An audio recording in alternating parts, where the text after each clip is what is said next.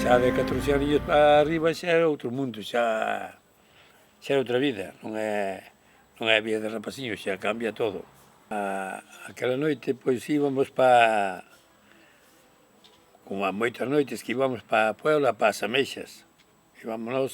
Andábamos ao marisco pero chamaban a Horquilla. E íbamos para a Puebla. Salimos de aquí, de Trajove, do Marco, e chamo o Marco.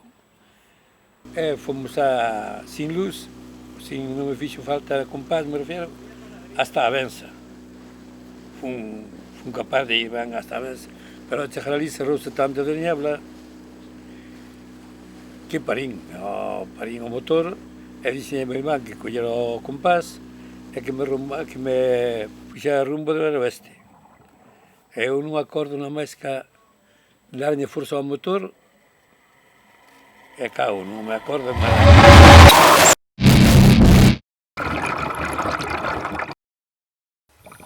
Cando despertí foi no hospital. Despertí no hospital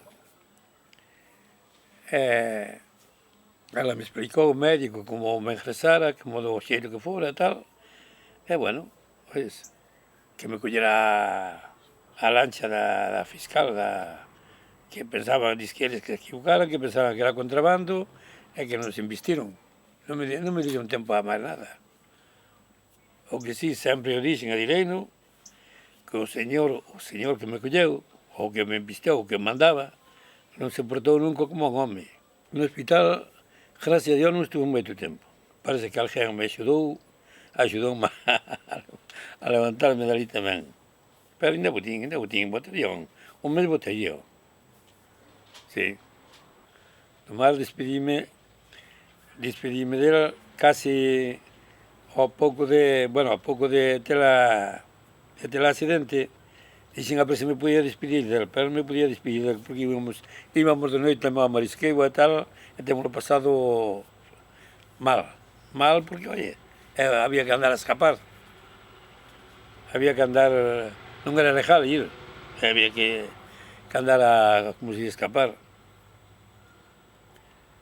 Hai que contar as cousas como son, ni máis ni menos, é que así. Eu acórdame que unha vez chegou o marido cura, sentouseme na cama e díxome se lle quería moito perdón, a Virgen do Carmen. Eu non iba a creer, Dios mío, que adoraba, sempre a adorín. Porque diz que chamaba moito por ela. E seguramente me ajudoume para moito.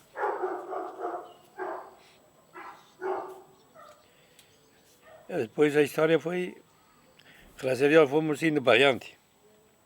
Fomos indo salindo para adiante.